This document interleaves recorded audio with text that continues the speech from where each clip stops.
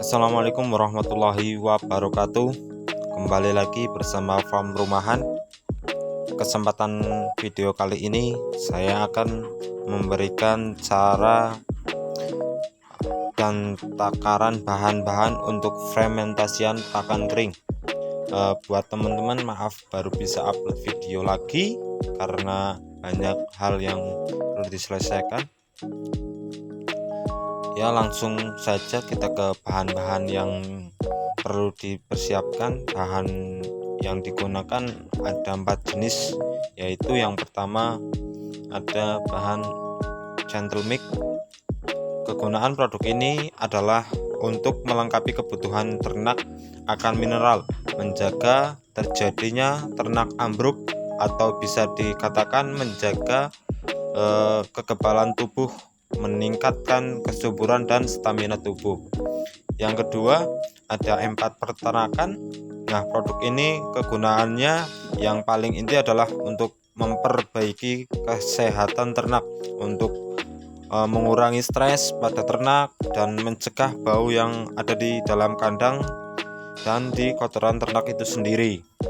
Yang ketiga ada molase. Molase digunakan sebagai media pemeliharaan bakteri dalam proses pembuatan probiotik. Apabila probiotik bisa bertujuan untuk memperbaiki pencernaan sehingga mempercepat pertumbuhan dan menurunkan konversi pakan. Yang keempat ada air putih. Air putih yang saya gunakan adalah 20 liter atau setara dengan 1 ember besar. Alat-alat yang saya gunakan adalah ember besar untuk mencampur semua bahan-bahan, ada gelas kurang lebih 220 ml dan kayu untuk mengaduk bahan-bahan tersebut. Untuk media penyemprotan saya menggunakan semprotan yang kapasitasnya 1 liter. Langsung saja kita ke proses penakaran bahan-bahan. Yang pertama molase sebanyak 1 gelas ukuran 220 ml, lalu M4 sebanyak 10 tutup botol. Yang terakhir Gentle Mix sebanyak 1,5 wadah kurang lebih 1,5 kiloan. Kalau sudah masuk semua bahan-bahannya, kita aduk sampai rata, kemudian kita diamkan selama kurang lebih 10-15 menit. Nah, itu bahan-bahan dan takaran pembuatan pakan kering atau yang disebut silase. Setelah bahan-bahan diaduk dan didiamkan selama kurang lebih 10-15 menit, kita siapkan semprotan. Sebelum dimasukkan ke dalam semprotan itu, lebih baik diaduk terlebih dahulu agar si Gentle Mix itu tidak mengendap dalam wadah ini.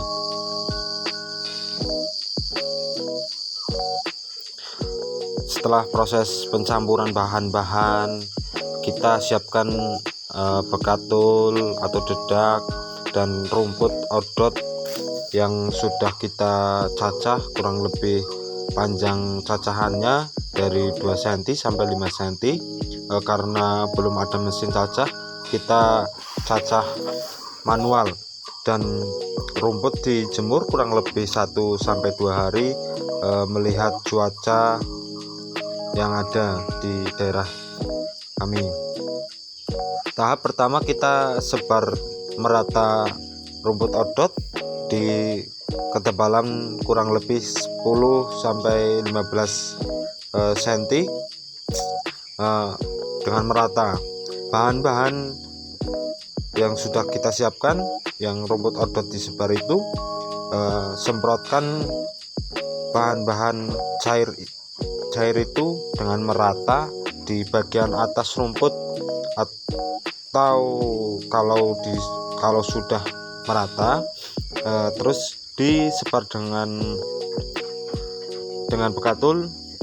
Nah, setelah bekatul itu sudah merata, bagian atasnya sudah tertutup semua, kemudian kita siapkan layering kedua atau lapis yang kedua rumput odot itu. Dalam proses selanjutnya itu sama prosesnya dengan proses yang awal. Rumput sebar kurang lebih 10-15 cm, kemudian semprot dengan campuran bahan-bahan itu, kemudian bekatul, lalu sesudah itu kita aduk merata.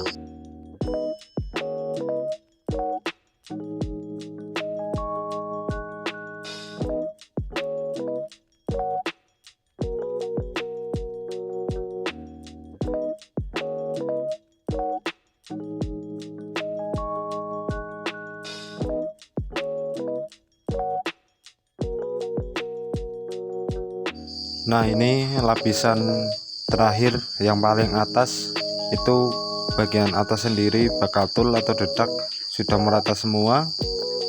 Kemudian tinggal kita proses pencampuran bahan-bahan yang sudah disemprotkan tadi dan ditaburi tadi.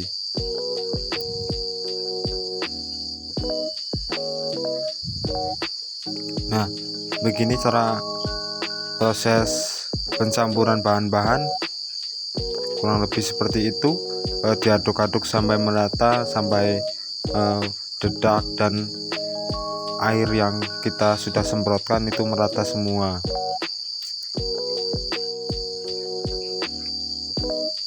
Perlahan saja, yang penting semua bahan tercampur sampai dengan merata ya. Lalu kita siapkan tong kurang lebih 220 ml, kemudian kita dasari terlebih dahulu dengan dedak atau bekatul. Nah, kondisinya seperti ini agar di bagian bawah itu tidak lembab akan yang namanya embun atau lembab udara yang disebabkan bisa kegagalan dalam fermentasian itu sendiri. Lalu kita masukkan bahan-bahan itu yang sudah dicampur merata, kemudian kita perlahan diinjak-injak agar rumput itu menetal atau yang disebut padat.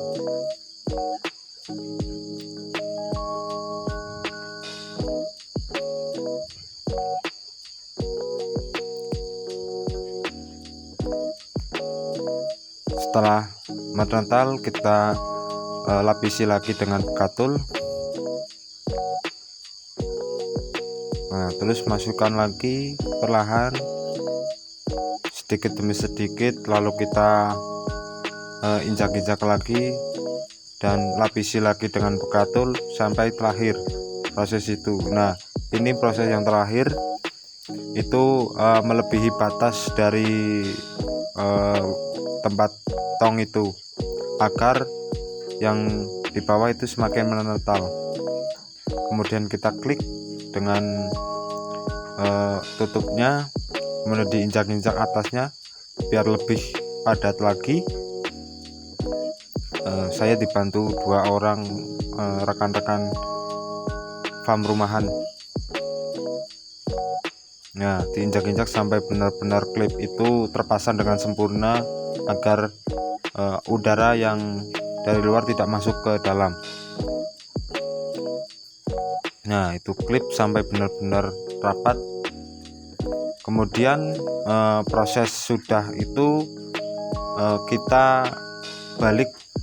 Lalu proses ini sudah selesai, kita balik, yang di atas di bawah, yang di bawah di atas, untuk menjaga kerapatan dari tong itu sendiri. Mungkin video kali ini cukup. Semoga bermanfaat untuk sahabat farm rumahan.